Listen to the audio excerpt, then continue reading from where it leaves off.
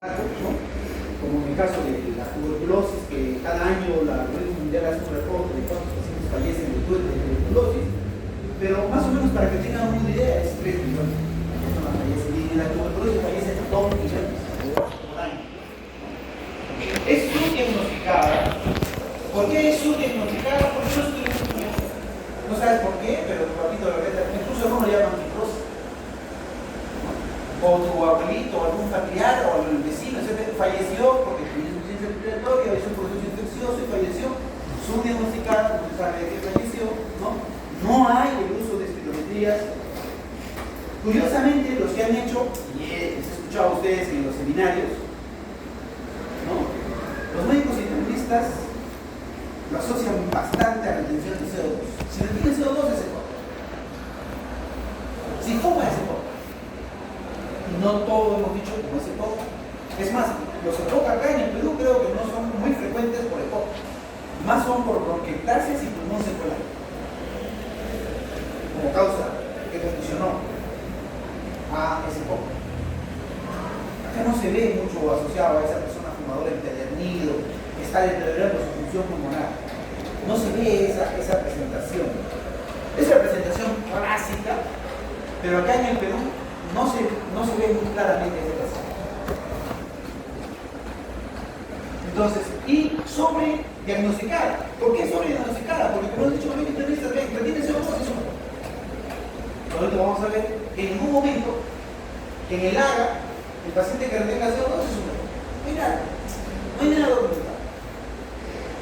O lo que he notado, los geriatras, cuando tuve la oportunidad de trabajar en Madomi, la mayoría de los ancianos, como ustedes saben, hacen un enfisema senil, el pulmón enfisematoso senil.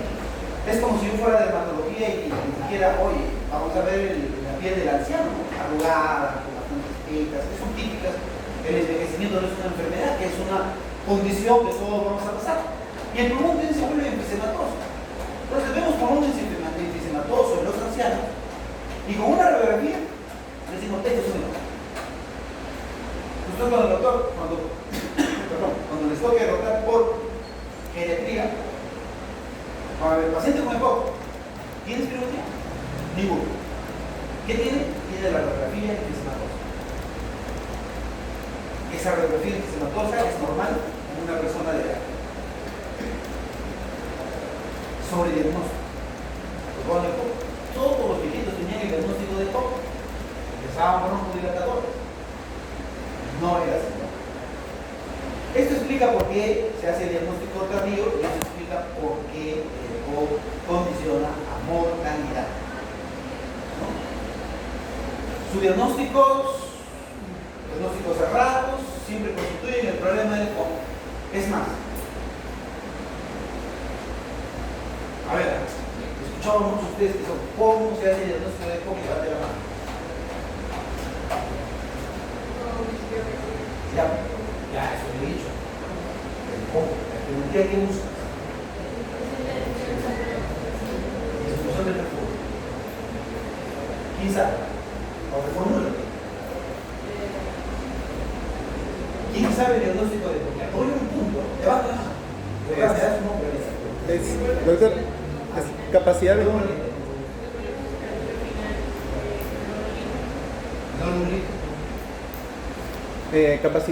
capacidad vital forzada menor de 70%. Caliente, pero no es. ¿No? Es... Dime el nombre y la apellido. ¿No sería FB1 sobre la FBC menor o igual a 70? Ya, estás más caliente que no es. ¿Qué más? De una vez, paren la idea. Y levante la mano. Mira, dijimos que era geometría, estamos hablando de la distribución de FB1, dijeron FB1, dijo un litro, dijo no, la relación directamente. Y ella dijo la relación FB1-FBC, ¿no? En orden pequeño.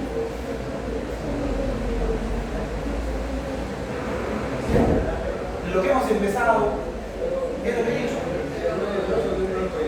A ver, ya, después de un bronquidilatador, excelente. O sea, digamos, con lo poco que han estado encontrado las cosas así, ¡pam! Claro, efectivamente. diagnóstico de EPOC, el diagnóstico de EPOC se hace con una espirometría, pero post-broncodilatación. Esto también ha cambiado. La guía de 2026 colocaba que solamente debería ser con broncodilatación. Ante la 2025. La guía de 2026 sugiere que tanto la pre como la post tienen que ser menos de 70. La pre y la post tienen que ser menos de 70. La relación FB1, FBC, menos de 70. Así se hace el diagnóstico. No es el volumen sematoso, no es el ACA que retiene CO2. Es lo que más confunde. No sé qué más, cómo más ustedes lo habían encontrado. ¿Qué más sabe? ¿Alguien sabe de POC? ¿Cómo le han hecho? ¿Cómo les han dicho que es el diagnóstico de POC? Es una enfermedad muy prevalente, simplemente es una enfermedad muy prevalente y no saben cómo se hace el diagnóstico de POC. Y muchos de ustedes tienen el tiempo ya en su rotación de externado o su rotación de integrado, en la cual les tiene que haber hablado de una enfermedad tan prevalente como el EPOC, que no sepan cómo se hace el diagnóstico. Y así, pero ojo, no se pongan mal, porque los residentes llegan también en ese estado. ¿Cómo se hace el diagnóstico? No saben. Y las guías también van cambiando. Por ejemplo, les dije que ahora se considera que tienen que cumplir los dos. Y es lógico, pues. Si tiene que estar la relación menos, hablamos de que el FB1 descienda. Si el FB1 va en el numerador y va descendiendo, la relación tiene que ser menos 70. Es lógico. FB1, FBC, menor de 70, pre y post broncodilatación. Antes yo decía post broncodilatación, ahora es pre y post broncodilatación, pero siempre tiene que haber post broncodilatación para hacer el diagnóstico confirmatorio de EPOC. Entonces, el problema central es ese de EPOC, que no se sabe, pues no se conoce el diagnóstico. Entonces, probablemente en esos 28 pacientes que hemos trasplantado al Menara, en ese grupo exista un grupo de pacientes que sí sean EPOC. El problema es que no los diagnosticamos. No les hicimos la experimentía pre y post en su momento, ahora espero más. Probablemente si encontráramos todos los pacientes que le hemos trasplantado y su pre sale post, posiblemente ese grupo fue EPOC. Tenemos que hacer la revisión, porque se han publicado de los diagnósticos de trasplante de pulmonar y verificar quiénes tenían relación y posiblemente ellos sí tuvieron EPOC.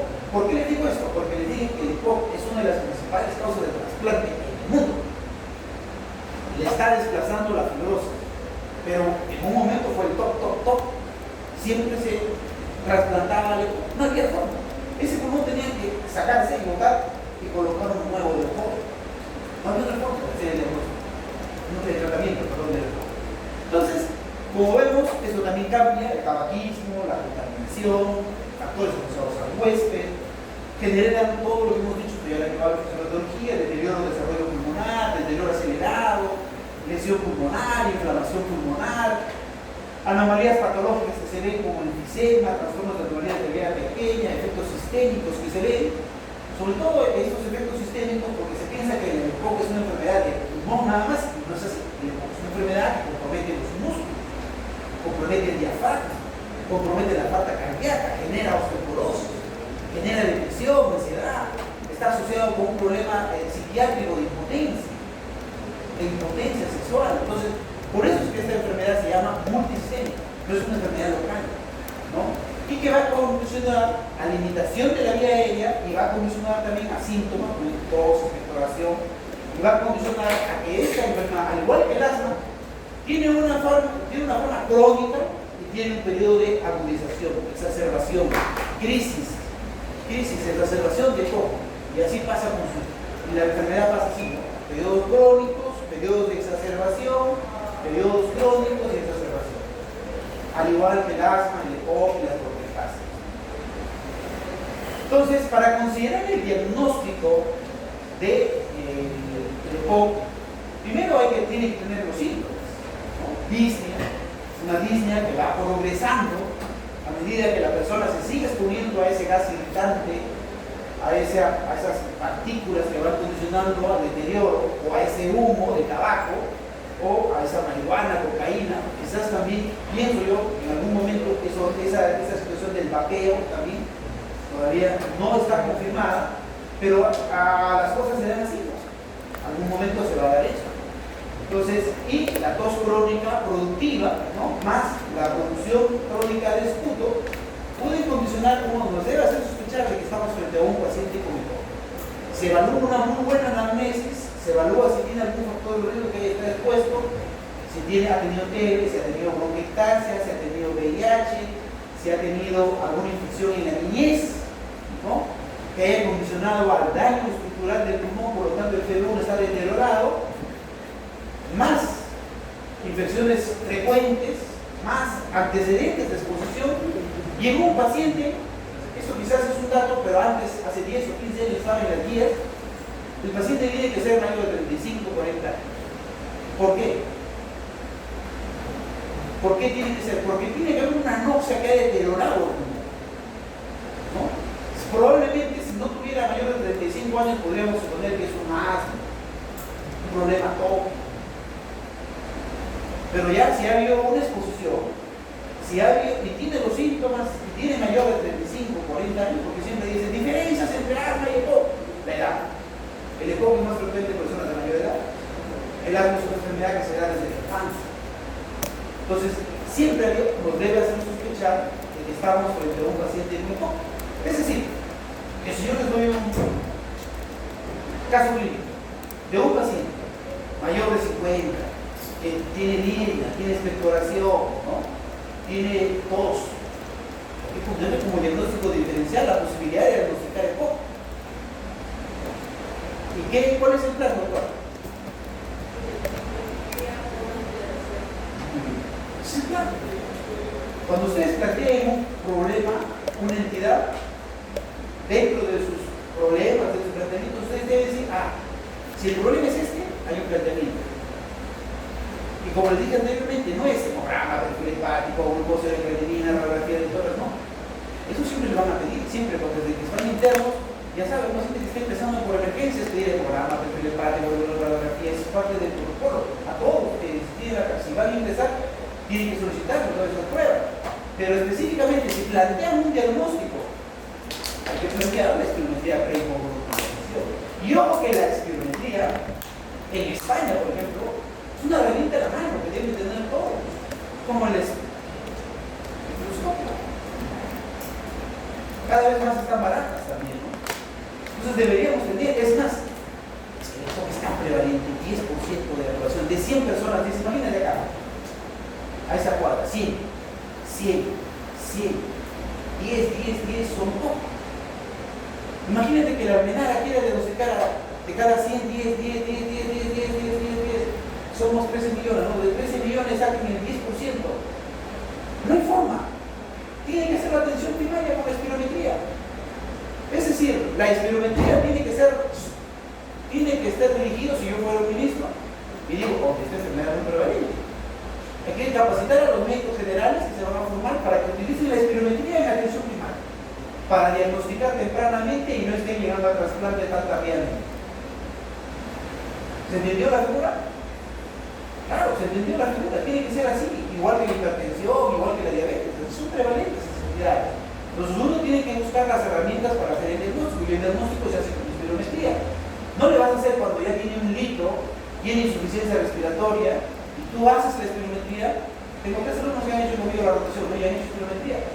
Lo difícil que es hacer una espirometría a un paciente que está con polimia, taquipnia, que tiene limitación, que tiene 700, 600 mililitros de volumen, y tú le vas a decir, resople, la espirometría es algo difícil. Tardíamente le estamos haciendo el diagnóstico, muy bien, pero en ese momento que eso hay que considerar la posibilidad de diagnóstico. Acá están las mayorías de guías, todas las guías que he puesto acá, ¿no? La de 2026, la de 2014, la de 2025, la de 2023, ¿no? Todas sugieren que esta es espirometría, lo corrido también, espirometría pre y post. La relación tiene que ser, la relación FeB1 y FeB6 tiene que ser pre y post broncohidratación negativa. Acá la mayoría de los colegas, quiero dar hincapié a eso porque esa es una cara,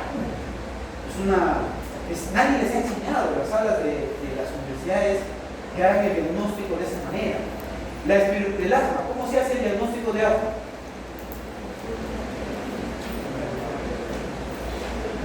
Levante la mano. Radiografía con nuevo infiltrado. ¿Ah? Radiogra... Asma, doctor. Ya, perdón, pues. Espirometría también, sí. Ya, pre y post. ¿Y qué buscas en la espirometría pre y post bronco-dilatación? La P1 está mayor o igual a 12, se recupera, mayor o igual a 12%, O I. y mayor a 200 mililitros. Perdón, otra vez. La P1 se recupera en más. ¿FEB1 o el FBC? No, P1 igual o mayor a 12%. Yo o igual. ¿Alguien quiere terminar? Está mal, está calentazo, pero no está mal. Muy bien. P1, varicela de P1 mayor o igual a 12% o varicela de 100 mililitros. Igual que ¿quién más? Espirometría. Joder. Oye, ¿qué le he hecho un práctico? O sea, qué pena, me derrumbo. Mi número se derrumba. La capacidad que pensaba también era mayor a 20 segundos en adultos. Ya, pone FB1 o FBC. La otra vez entonces, pues, esa es la segunda. No va a haber tercera, la tercera sí, le dan sus nombres para cada rato. Entonces, FB1, FBC, FB1, FBC, o bronco. Se recupera 12%, no IO y 200 mil. FB1, FBC, se recupere 12 y 200 mil. No IO, una pregunta puede venir de IO o I, no sé si están en las vías. Todas se ponen de acuerdo, todas tienen un mismo. Entonces, como se dice eso, muchos creen, cuando como los residentes se dan cuenta de que no de todo. Entonces ellos dicen esto, crean algo que no sé dónde lo han leído, porque no hay ninguna guía, he puesto las guías que dicen cómo se hace un estudiado de perdón. El que no cumple 12%, o sea, sale menos de 12% o menos de 200 mililitros, entonces es error. O sea, el que no revierte, no tiene test de bronco-dilatación positiva, porque ese test de bronco-dilatación positiva, el que no cumple, ese es error. En ningún momento he puesto eso. Ahí está, mi presentación. He puesto ahí, el que no cumple la prueba de bronco-dilatación, menos de 200 y 12%, menos de 12, o sea, 10, 8, 5%, ese es el poco. No, solamente es nada más. Solamente la relación tiene que ser menos de 40. ¿Estamos de acuerdo? Quede ahí, no inventen, no crean más. Y si alguno de ustedes encuentra esa definición, me la pasa, ¿no? Porque es nueva. ¿Qué guía? ¿En dónde lo escribe? ¿Dónde está la información? Entonces, cuando uno conversa con los clientes, dice, doctor, si no cumple, si sale menos de 70, perdón, si sale menos de 12 o el termómetro sale negativo, dice, no es así. En ninguna guía lo dice. No hay forma de que esa sea la forma de que se diagnóstico del todo.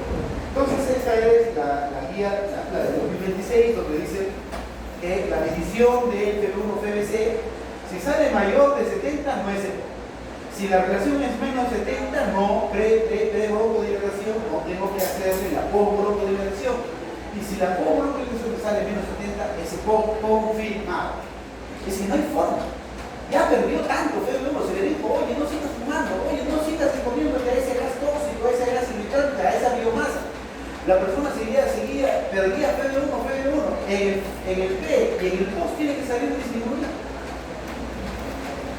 Tiene que salir disminuido. Si ustedes revisan la anterior, van a encontrar que la pre no salía con criterio que sea menos 70. Ahora se confirma de esa manera. Entonces, vamos a ver en esta espirometría. ¿Ese poco o no ese poco? No se nota, ¿no? No. ¿Ese poco o no ese poco? Nadie dio la pregunta, ¿no? Ella tú me das una hojita, ¿no? ¿Quién me tiene que dar una hojita? A ver, ¿quién sale y me dice si es un poco o no es un poco? Intimida, ¿no? Una espirometría. Porque hay tantos datos, pero simplemente se le está pidiendo, ya te he enseñado ya. Aviéntate nomás. En el seminario, en un seminario no en los cuerpos seminarios. ¿Ya quién se viene? Pues no son plantimaníacos ustedes. Ya, basta. 2 puntos. A ver, dime dónde está la relación.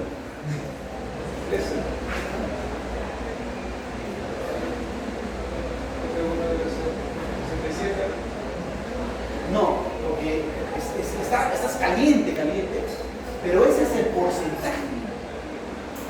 Ese es el porcentaje. ¿Alguien más se quiere dedicar?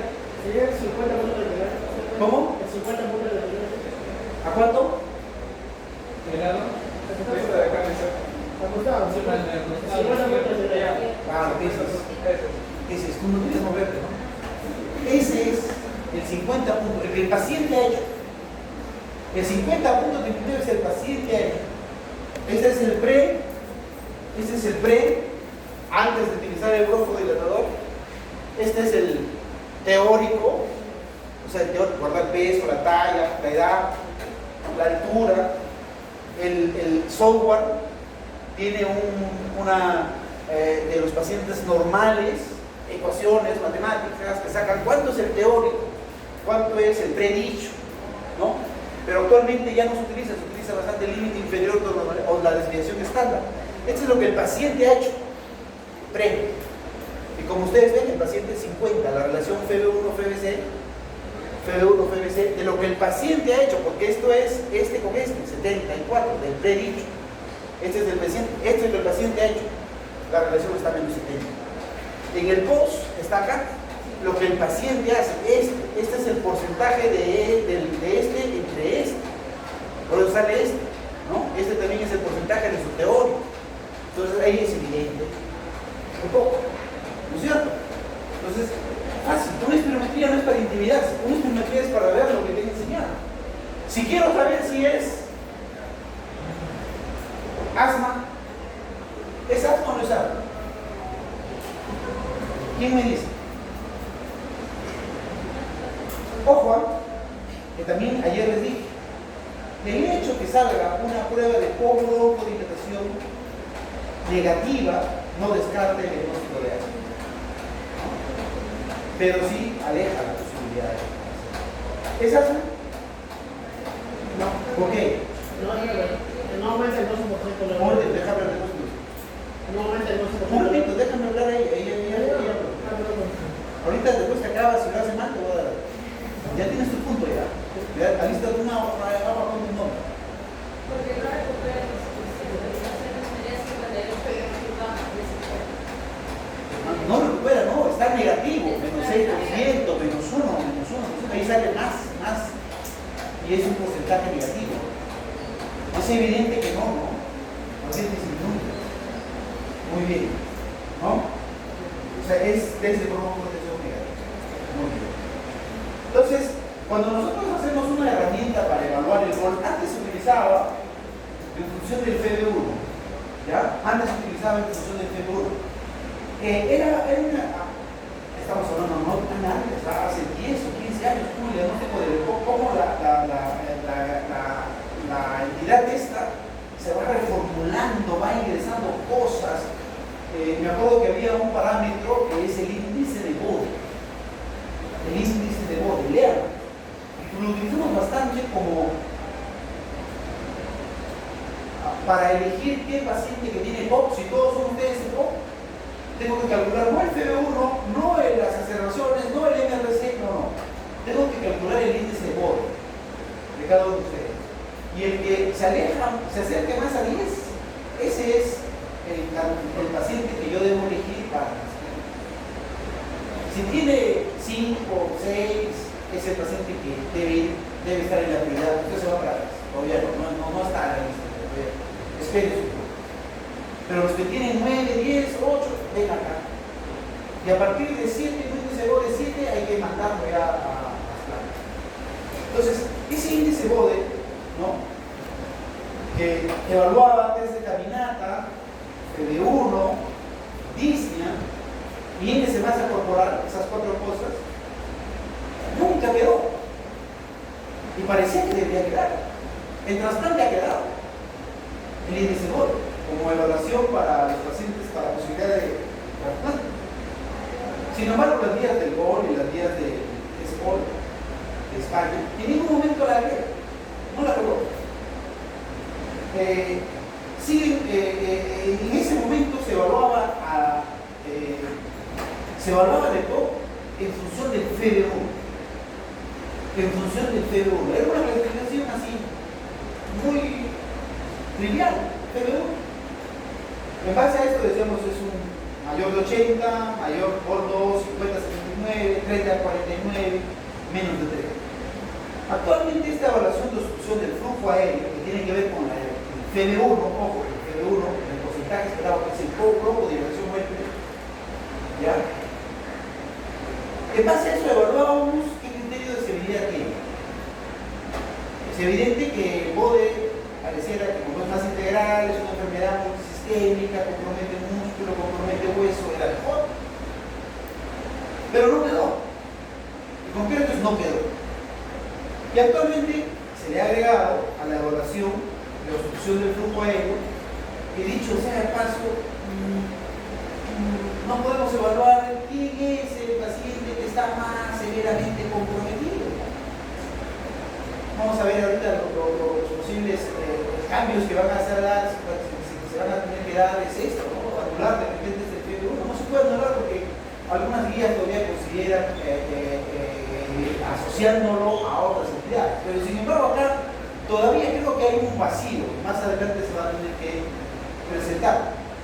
Y es la evaluación de síntomas y la evaluación de los riesgos que tiene esta enfermedad. Los riesgos son las exacerbaciones, la muerte, la medicación. Los síntomas son la disnea, ¿no? La disnea, la tos, la producción de esputo. Entonces, se clasifican en los 3 fenotipos. Si ustedes revisan hace 3 años, había 4 fenotipos: A, B, C, D. Actualmente es A, B y E. Esta presentación es una presentación del año pasado, porque la del cual considera solamente más de una, mayor o igual a una, o nada, cero. Las exacerbaciones, antecedentes de exacerbaciones por año, para clasificar en A, B y en E. Y la clasificación de A, B se basa en función de la disnea que tiene el paciente. La disnea, esa dificultad, esa sensación de ahogo, esa sensación de dificultad que tiene el paciente para hacer sus cosas, sus actividades asociadas al ejercicio, ¿no? Si la disnea MRC sale 0 o 1, es A. Si sale 2 o 3, mayor de 2, es B, ¿no? O hay una estandarización en base a preguntas, es el CAT. Si sale menos de 10, es menos síntomas, menos disneas. Y si sale más de 10, más síntomas, más síntomas. Es un fenotipo B. Entonces, así es como se clasifica esto. Mira, yo le haría una pregunta: ¿y cómo lo asocio al GOL? Ya sé que hay fenotipo A, B, E. El fenotipo A puede ser un paciente disneico, exacerbador, con un GOL, puede haber el GOL estadio 1, GOL estadio 4, como ayer. ¿Se dan cuenta que no hay forma de que el GOL participe para clasificar el fenotipo? No. Sin embargo, pareciera que, insisto yo, el BODE me parece interesante, ha quedado para lo que es trasplante como parte de la evaluación de priorización, como parte de evaluar quién está más severamente comprometido, y por lo tanto yo decido a él lo voy a trasplantar primero de este grupo, ¿no? Pero estas clasificaciones son muy cambiables en función del año también. Entonces, para evaluar los síntomas, ahí está la valoración del estado de incapacidad y la medición a través del CAT o la medición de la disnea, índice BRC, ¿no? Este es el CAT donde yo veo nunca toso, siempre toso, no tengo nada de flema, tengo bastante flema y el paciente tiene que marcar, y uno evalúa una puntuación, ¿no? Si es menos de 10 o si es más de 10, y uno clasifica si es del A o del B, si es disneico, ¿no? O no es disneico, o muy disneico. Y también acá está la escala RRC, ¿no? Que esto ya ustedes lo conocen. Básicamente el 4 es el que cuando se viste sentadito nomás se agita, Y cuando el 0 es el que hace grandes esfuerzos, se agita, ¿no? O en el caso del 1, me falta aire cuando ando deprisa, en plano, ¿no? Con una pendiente bien pronunciada, ahí me agito, el salido de RC1. Entonces, como ustedes ven, esto ya de semiología. Y lo otro es, entra a tallar para esta clasificación, ¿no?, de los fenotipos, es las exacerbaciones. Las exacerbaciones, que es un evento agudo que pasa en los pacientes, muchos son enfermedades que pasan por un periodo crónico y luego pasan por un empeoramiento de los síntomas agudamente, y que básicamente se va a clasificar si la disnea, ¿no?, es menor de 5, como en la escala visual, tiene una frecuencia respiratoria menos de 20, una frecuencia respiratoria menos de 25, o la saturación está mayor de eso, es un paciente estable, entre comillas, ¿no? O su PCR está menos de 10, es una exacerbación leve. Si la exacerbación es moderada, cuando tiene mayor de 5, la disnea o la frecuencia respiratoria es mayor de 24, o la frecuencia cardíaca es mayor de 95, o la saturación en reposo es mayor a 92, o su PCR es mayor de 10. Si cumple al menos, o su gasometría sale menos de 60 y su PCO2 mayor de 45. Si cumple al menos 3 de estos 5, es una moderada. Y si cumple todos, es un grave, ¿no?, o un gas arterial que habla de PCO2 mayor de 45 y un pH menor de 7.35. Quizás acá, si hablamos de CO2, pero esto tiene que ver con exacerbación, no lo podemos generalizar. En ningún momento estoy hablando de uno de los criterios para evaluar cómo categorizas a un paciente con EPOC leve, exacerbación, crisis, exacerbación de EPOC, leve, moderado y severo. Si cumple todos los criterios, más el AGA, que habla de retención de CO2 con pH menos de 75, entonces probablemente tú sí digas, esta es una exacerbación grave, ¿no? Entonces, estas son establecer las exacerbaciones, y acá les digo es la clasificación del 2026, que habla uno o más exacerbaciones, fenotipo E. 0 más exacerbaciones, fenotipo A y B. Es entendible que los que tienen mayor exacerbación son pacientes que tienen mayor mortalidad, porque están llegando a emergencia, están llegando a UCI, retina, CO2. Estas exacerbaciones pueden ser moderadas y severas. Como he dicho, las que clasifican son las moderadas y las severas. Y las severas, por si acaso, retienen CO2. ¿Cómo bajo el CO2 de una persona? Pregunta, a ver. ¿Me das ahorita? Otra vez, por favor. No quiere participar. ¿Cómo bajo el CO2 de la sangre de una persona? Porque hemos dicho que un criterio es que tenga CO2 mayor de 45 con un pH menor de 7.35. Si cumple esos criterios más o mayores, el moderado es severo. ¿Cómo voy a bajar el CO2 de un paciente? Ventilación. Ya voy 1, 2, 3. Antes de ventilación mecánica me hubiera gustado que me diera ventilación invasiva. También en el enfoque está como prueba, está la ventilación invasiva, ¿no? Entonces la ventilación invasiva es una forma común, es ventilación.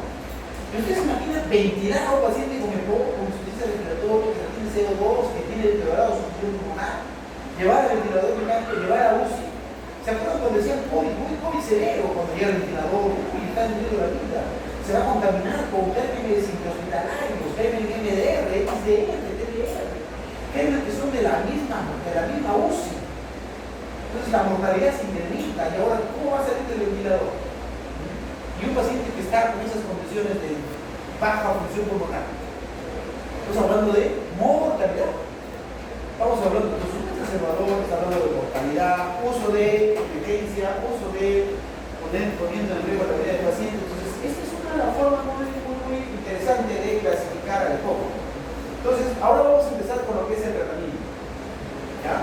El tratamiento del EPOC, como vemos, es un tratamiento multidisciplinario y es interdisciplinario para el cuidado de estos pacientes. Básicamente, lo que hacemos con este paciente, a medida que va empeorando y va utilizando más, comprometiéndose más, es evidente que lo que buscamos son, uno, los que tienen impacto, los que tienen evidencia evidencia que ha demostrado que actuando en la mortalidad. O sea, si los usas, se van a morir menos. Uno, hay que vacunar. Imagínate, con insuficiencia respiratoria, suponiendo que el mismo ejemplo, retendedor crónico de CO2 ya, o que ya está.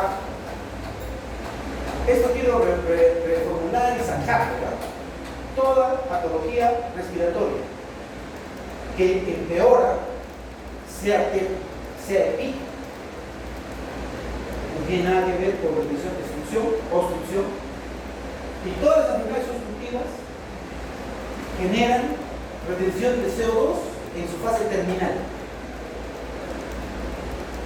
O sea, si usted ve que un paciente está falleciendo por algún motivo, septicemia, lo que sea, le toman el ANA y ya cuando está vivo, lo primero que va a hacer es encontrar retención de CO2. ¿Ya? ¿Por qué? Porque falla la ventilación, falla la relación ventilación-perfusión. ¿Cuáles son las dos principales causas por las cuales uno retiene CO2? Es por la falla ventilatoria o por la mala relación ventilación-perfusión. Y un paciente retiene CO2 en sangre. Entonces, una persona que falla justamente esos son los principales mecanismos y retiene CO2. Ahora, no quiere decir que debemos utilizar ventilación mecánica y PNI en todo el grupo de pacientes. No, en el paciente EPOC sí está asociado a que mejora el uso de ventilación no invasiva, PNI, a diferencia de llevarlo con ventilación mecánica, que ya prácticamente le estás bypassando la vía aérea, estás invadiendo la vía aérea y estás colonizando, y el biofilm que se forma en el tubo va a generar, y la posibilidad de que se colonice con germen resistente vas a morir más. Por eso que el PNI es una de las opciones con bastante evidencia para mejorar la mortalidad de los pacientes. Te puedes colocar PNI cada 2 horas, descansa 2 horas, a la hora de dormir PNI. Acuérdate, es un paciente con insuficiencia respiratoria que ha ido deteriorando su función. La otra es la vacunación. Evidencia, vacuna. Mándalo a vacunar contra virus de respuesta sincitial, virus de influenza, neumococo, con cualquier tipo de polisacárido polivalente, el subtipo B, el B3, o el 15 o el 18. Mándalo a vacunar contra virus de respuesta sincitial. Ahora con evidencia había aparecido el virus herpético, ¿no? del herpes tipo 3, del zóster. Entonces, se supone que dicen los pacientes, si les das eso, va a tener mayor impacto, en el sentido de que no van a hacer tantas faringitis y infecciones respiratorias altas que luego pueden complicarse con un proceso respiratorio bajo y pueda llegar a su hospitalización. Entonces, la vacunación tiene impacto, la rehabilitación tiene impacto. Hay que hacer la rehabilitación. ¿Se acuerdan que los pacientes con EPOC? El COVID fue una especie de EPOC, pero el EPOC es así, crónico, en el tiempo. El COVID fue así, ligero.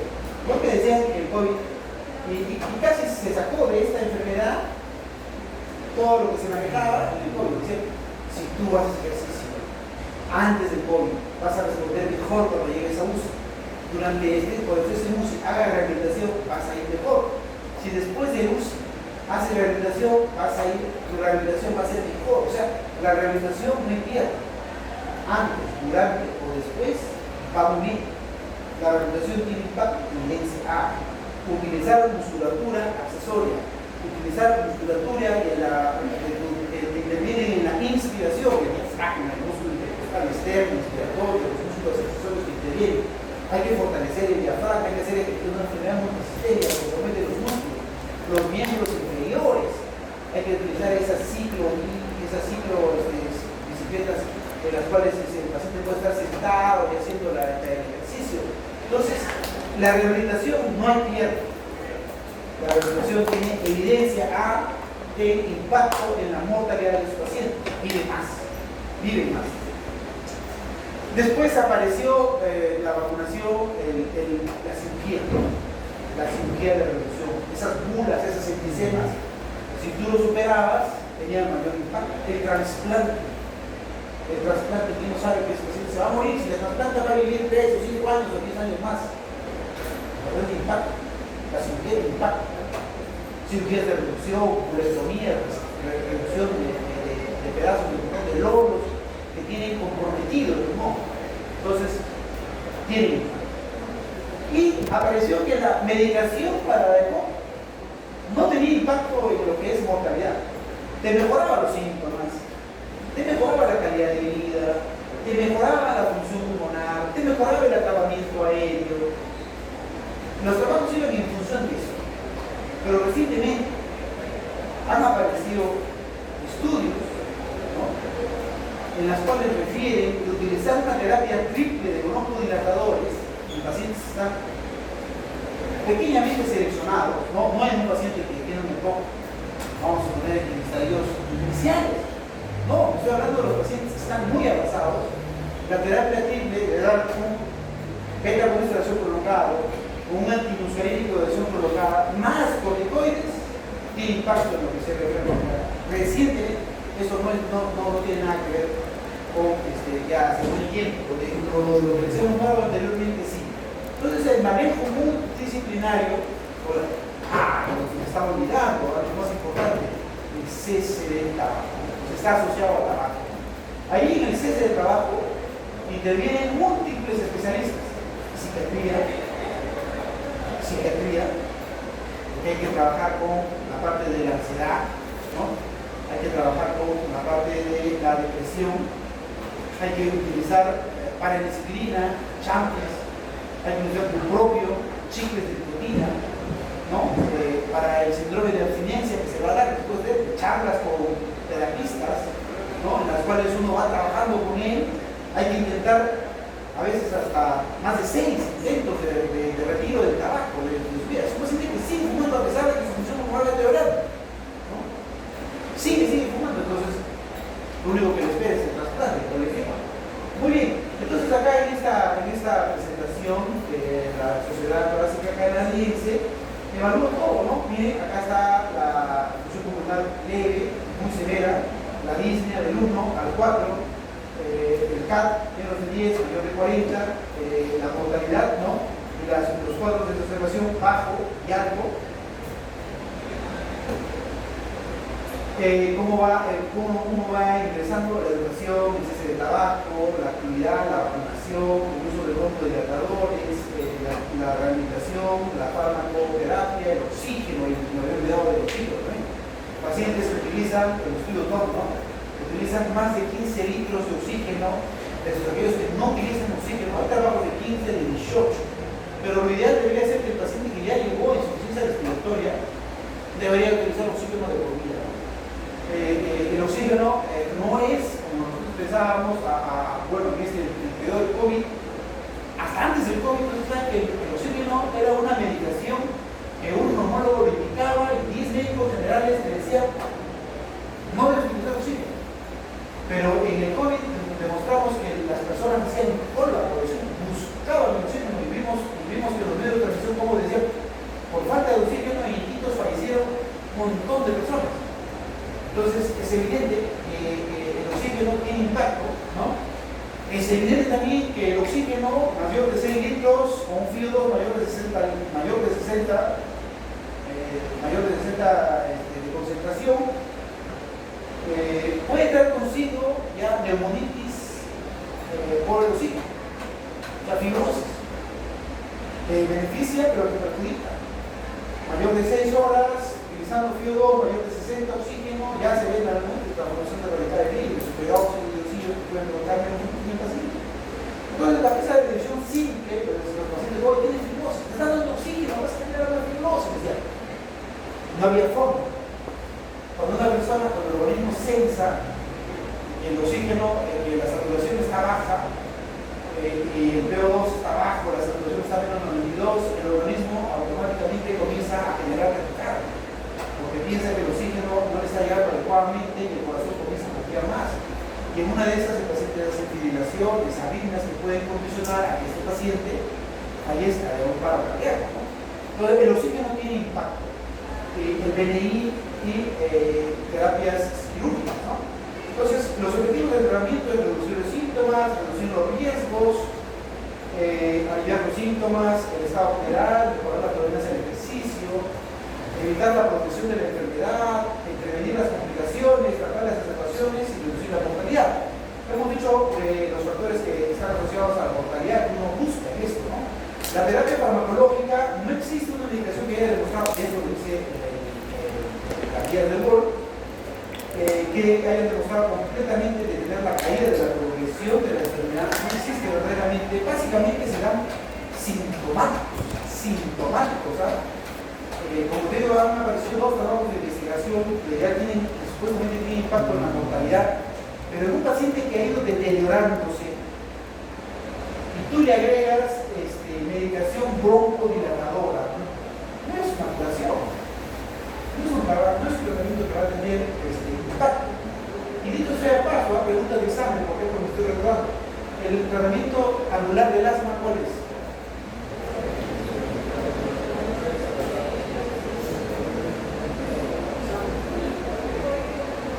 ¿Cómo?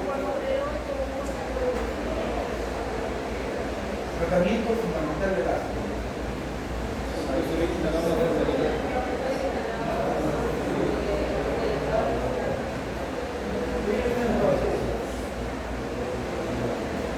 El tratamiento angular del asma es corticoides. Angular, corticoides. Doctor, usted ayer dio digofacoterol más corticoides, que es lo que me han querido decir las dos. El tratamiento angular corticoides, porque antes utilizaba salbutamol. Y salbutamol es un sintomático. El formoterol es un broncodilatador, es un sintomático también. ¿Por qué le darías al asma? El asma le das para aliviar. Muy bien, el formoterol tiene un broncodilatador, es un poco de acción larga, pero con un tiempo de acción muy corto. O sea, al toque actúa. ¿No? Igual que el salbutamol. Que es de acción prolongada, pero por eso se le da el formoterol más, el corticoides. El asma siempre fue una enfermedad inflamatoria. Entonces no era justo que en los pasos 1 o 2 le estemos dando broncodilatador como parte del tratamiento de una enfermedad crónica. No era justo que estemos dando broncodilatadores, que son cortos.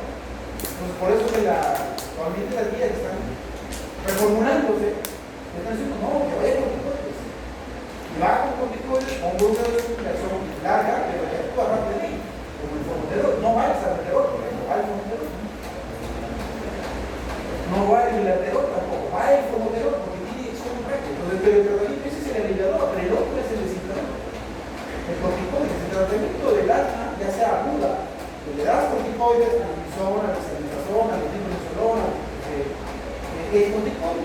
¿Y cuál es el tratamiento ocular del EPOC? Broncodilatadores. Broncodilatadores. ¿Qué más te vas a dar? Broncodilatadores. Y los broncodilatadores tienen impacto en una enfermedad que va generando bastante estrés oxidativo, bastante oxidación, bastante pobre exposición a una noxa, después del tabaco, de masa contaminación. No. Entonces, bueno, esto es lo que quiero demostrar. Tratamiento fundamental farmacológico es broncodilatador. Bueno, y acá es donde quiero demostrar, ¿no? En un paciente que tiene el grupo A se le da broncodilatador. Un broncodilatador. Siempre el de acción larga mejor que el de acción corta, pero al grupo A le podría dar salbutamol o bromuro de patrópico, o salmeterol o formoterol, pero ahí va. Siempre el broncodilatador ha demostrado de acción larga mejor que el broncodilatador de acción corta. En el grupo B, que ya es un poco más sintomático, así que tiene un MRC 2, mayor de 2, 2, 3, 4, o tiene un CAT mayor de 10, a ese paciente le das un antimuscarínico o un beta-agonista de acción larga. ¿No? Antimuscarínico de acción larga, hidrocropio más más salmeterol, más formoterol. Y a un grupo E le vas a dar lo mismo que a un sintomático muy fluido, ¿no? Que tiene un CAT mayor de 10 o una disnea ya marcada, pero hay que considerar que en este grupo, como es exacerbador, si los eosinófilos salen mayor de 300 en sangre, tienes que agregarle corticoides a la.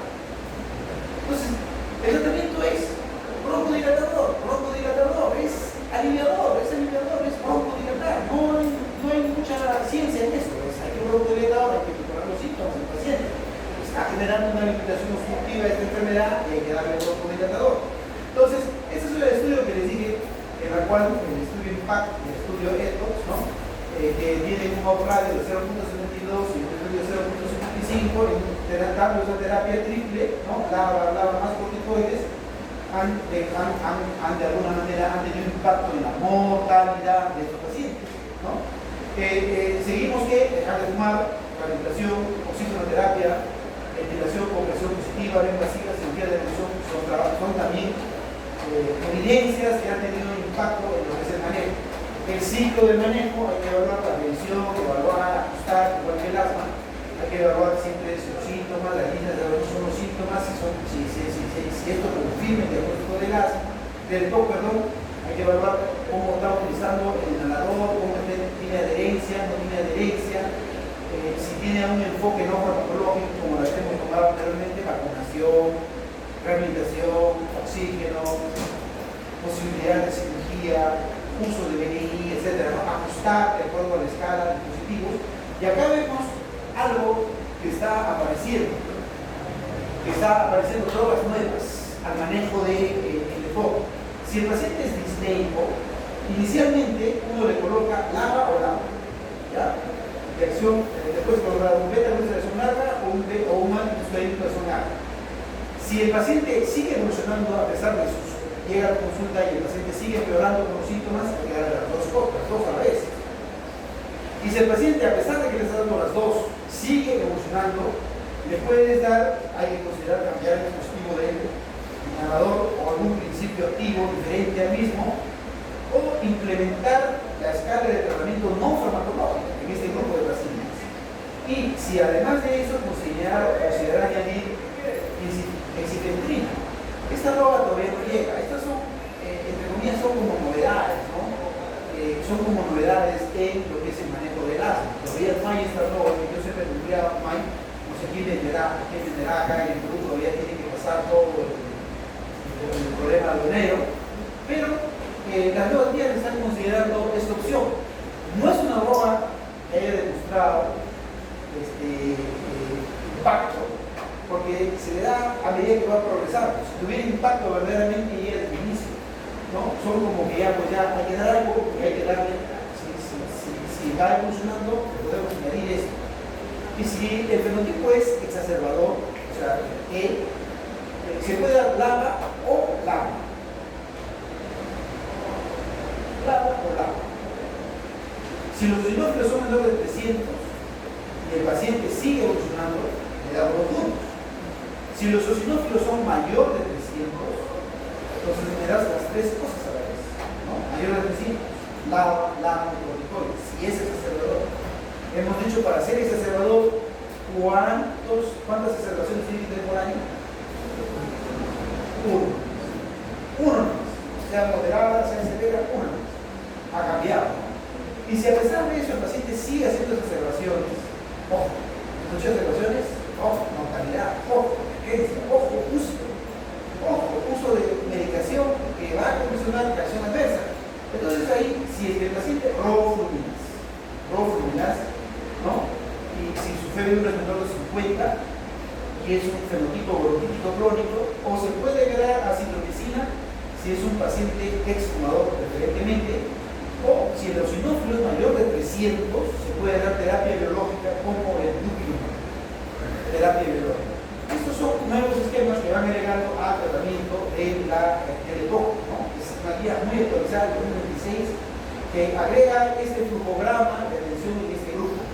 Acá más o menos doy luz verde, luz roja, luz amarilla cuando utilizar el corticoides. En ningún momento he dicho que el tratamiento ocular del EPOC sea corticoides. No, corticoides no. Se debe usar corticoides inhalado, aquel que tiene más de 2 exacerbaciones moderadas o una al año, o su recuento eosinófilo es mayor de 300, o tiene antecedentes de asma, o tiene concomitantemente las dos cosas, o tiene antecedentes de haber sido hospitalizado por alguna exacerbación. Ahí el uso de corticoides no hay ningún problema. Está en luz verde. Pero si es que tiene eventos repetidos de neumonía, tiene recuento de eosinófilos menos de 100, tiene antecedentes de infección por micobacterias, esas ambientales, ¿no? Mycobacterium abscessus, Mycobacterium fortuitum, Mycobacterium que no son resistentes, no se debería utilizar la corticoterapia, ¿no? Y en amarillo está para evaluar. Entonces el tratamiento, como digo, el tratamiento del EPOC es el el bronco del tabaco. Entonces, seguimos con esto de dejar de fumar. Hemos dicho que dejar de fumar tiene impacto. Las 5 A's, ¿no? Cómo uno debe identificar sistemáticamente todo consumidor de tabaco, reconocer fuertemente al consumidor. Hay trabajos que respaldan que si tú como médico dices no ignoras esta situación de que tu paciente es asmático, debe ser fumador, y le dices, oye, tú eres fumador, deja de fumar, tiene bastante impacto. Tú como personal médico, ¿no? A veces uno no quiere perder a este paciente, pero es la obligación que uno tiene que decir que tienes que dejar de fumar. El paciente se adhiere a uno, pero hay que explicarle que tienes que hacer 6, 7 intentos, no es la primera que vas a dejar. Y a veces el responsable ya no tiene ni venir a la consulta, ¿no? Porque dice, no cumplo con el dejar de fumar, no cumplo con el dejar de fumar. Y esta es la historia natural, según Fleischer, ¿no? La cual, miren, su mortalidad, si una persona sigue fumando regularmente, ¿cómo muere antes de los 50, 75 años? Pero si cesa de fumar o nunca más está expuesto a fumar, puede vivir aproximadamente 75 años. Pero la pendiente, el descenso de la mortalidad está en función de cuándo deje de fumar. A los 45 la pendiente es menor, a los 65 la pendiente es muy parecida a la otra que sigue fumando. Y también ahí está el periodo de discapacidad que tiene la mortalidad que está asociada en ese cuadro. Entonces, la identificación de los factores de riesgo, dejar de fumar, tener una ventilación adecuada. El médico debe aconsejar al paciente exposición continua de irritantes, también es otra situación que hay que ver. No todo es tabaco, como se dice. La rehabilitación pulmonar tiene bastante impacto, ¿ya? Tiene evidencia, como ustedes ven, en todas, se indica rehabilitación. La oxigenoterapia también, el estudio NOC, más de 19 o más de 15 horas, tiene impacto en lo que se refiere a mortalidad. El uso, la recomendación para la oxigenoterapia, pero la oxigenoterapia está cambiando. A veces uno dice que hay valores a gases, ¿no? Que vienen de 10 milímetros cúbicos, hay valores pequeños que dependen muy poco, pero y hay concentradores que a veces son que van enchufados o van a batería. Y hay otro que es el oxígeno líquido, ¿no? Que tiene mayor conductividad, menos pesado y que da mayor capacidad, ¿no? Entonces, esto es la vacunación, que sí tiene impacto en lo que es la mortalidad, el tratamiento quirúrgico, la cirugía de reducción, la colectomía, la intervención microscópica, colocando válvulas o haciendo polis o válvulas endobronquiales para que el enfisema se desinfle, ¿no? No puede hacer el efecto de masa al parénquima adyacente normal. El trasplante pulmonar, ¿no? También el paciente cuando tiene un BODE de 7 a 10 tiene que ir, ya tiene un BODE muy grave, tiene que ya uno referirle a un centro de trasplante si queremos que la persona pueda seguir viviendo, ¿no? Entonces, en resumen, el tabaco es la principal causa del POC, eso sí debe quedar bien claro. No solo los fumadores condicionan el POC, hay una serie de opciones que cada vez más los factores de riesgo van implementando. Yo pienso, sinceramente, de una manera muy particular, el asma, no para mí, el asma para mí es un factor de riesgo para eso. Más adelante, de repente, es un criterio, ¿verdad? Porque el asma también condiciona pérdida de función pulmonar. Entonces, algunos siguen diciendo que los pacientes con hay un grupo de pacientes que son asmáticos que se comportan como el POC. Es decir, tú le das inhaladores y ya no requiere. Entonces llega un momento en el que pierde la función pulmonar y más adelante de repente el tiempo me dará la razón. Hubo un periodo de 3 o 5 años en que el asma era un factor de riesgo para el POC. Posteriormente, bueno, han discutido, ellos han dicho son dos entidades diferentes. El mecanismo de la remodelación bronquial hace que el asmático se comporte como el POC. Por lo tanto, hay que manejarlo como asma. Y el POC es totalmente diferente. Hay una serie de cosas, de factores de riesgo que no son necesariamente el tabaco, sino la contaminación, la biomasa, los irritantes, gases tóxicos, infecciones en la infancia, bronquiolitis, que no tienen nada que ver con tabaco, que condicionan a que la persona deteriore su pulmonar. Entonces, no solo los fumadores condicionan un poco, hay otros pacientes también, los neumonicomizados, también para mí son pacientes con factores de riesgo. Ah, me estaba olvidando del paciente con bronquitis, con bronquiectasias y pulmón secular post-EVE, también son factores de riesgo para EPOC. Entonces, hay que pensar en ese grupo de pacientes que tienen esos factores de riesgo, ¿no? Y tienen los síntomas para decir, mira, a este paciente hay que descartarle todo, hay que hacerle la espirometría. Si no pensamos en EPOC como opción de diagnóstico, no vamos a encontrar, no va a haber dentro de los casuísticos, no vamos a colocar un CI10 EPOC, ¿no? El tratamiento farmacológico se basa en broncodilatadores y se va escalonando, como hemos dicho. La eosinofilia menor de 100 con pocos síntomas y poca exacerbación no debe utilizar corticoides inhalados. Los eosinófilos mayores de 300 y si es sintomático, si es exacerbación, debe ir con corticoides inhalados. Y siempre se debe evitar en EPOC el uso de corticoides orales, teofilina, si el EPOC está estable, ¿no? Han aparecido, esa es la otra conclusión, han aparecido nuevas drogas que vamos a ver a medida que las investigaciones se sigan dando, ¿no? Probablemente estas drogas se están recién en trabajos de investigación. Ustedes saben que las drogas aparecen siempre en fase 1, en ratas, ¿no? Uno evalúa la dosis adecuada, evalúa cómo tiene impacto en la enfermedad. Fase 2, uno va evaluando uno evalúa el principio activo, ¿no? Si tiene impacto o no. En la fase 2 ya evalúa cuál es la dosis adecuada, que no genera mucha reacción adversa, que no evalúa complicaciones. Y fase 3, uno evalúa justamente las complicaciones que puedan dar, lógicamente haciendo ECAS, son ECAS, ¿no? Fase 3, y la fase 4 ya son trabajos en elaboración general, en el que evalúa justamente eso, cómo se comportan los factores adversos. Estos tratamientos todavía están en ese periodo, en esa evaluación, ¿no? Y iremos viendo cuál de ellas se va colocando como una alternativa para el manejo de esta entidad, ¿no? Aparentemente son enfermedades, entre comillas, no curables, ¿no? La única manera que tenemos es hacer prevención, que dejen de fumar, que dejen de comerse. Hay cosas que no se pueden evitar, por ejemplo, la bronquiectasia, la pulmón secular, infecciones en la infancia. No se puede evitar, pero la idea sería hacer diagnósticos tempranos para evitar que esto evolucione a trasplante. Entonces, muy bien, eso es todo.